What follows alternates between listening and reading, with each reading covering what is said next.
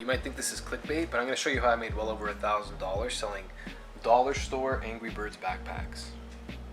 Here we go.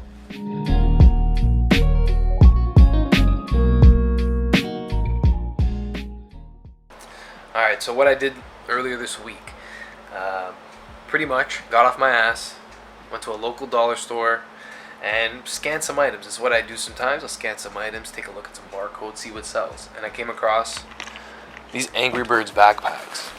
So what Dollarama will do sometimes, I'm from Canada, so Dollarama.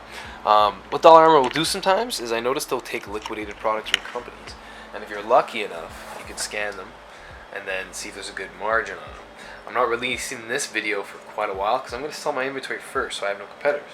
That's another thing I'll get to later. But pretty much, I bought 100 of these bags. I went to every store, every Dollarama around the entire area. And I bought like 10, 20 at a time, as much as I could. As you can see here, school bag, school bag, school bag, school bag, school bag. So once I discovered that I was able to buy these for $4.50 a piece and sell them on Amazon for $39.99, I drove to every single store I could find in the area. So I went to over 20 stores in the GTA, North GTA, and found over 100 backpacks. What I did was pack them up, send them to Amazon at $4.50 a pop, $39.99 sale, subtract some fees. Just on some backpacks, I'm looking at $1,800 in just a few short days. So overall, I should clarify, I didn't make $1,800 in 3 days. What I did do in 3 days though was bring in enough inventory to bring me $1,800 later. So I'm hoping I can get rid of this inventory in just over a few months, depending on any competitors I might have, which are other people who might have the same product, a big inventory of it, that are willing to just take a few dollars less per product.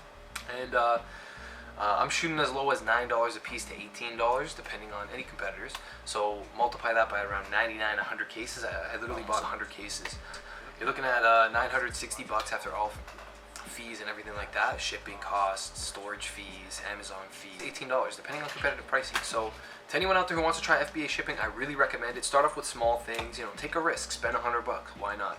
Go to your local Winners. Start off with something small, hair dryers, kids toys. So yeah, there's money to be made here, and if you can't beat Amazon, you might as well join it. So I'm gonna make another one of these, and maybe I'll teach you guys about shipping and some more hauls I get.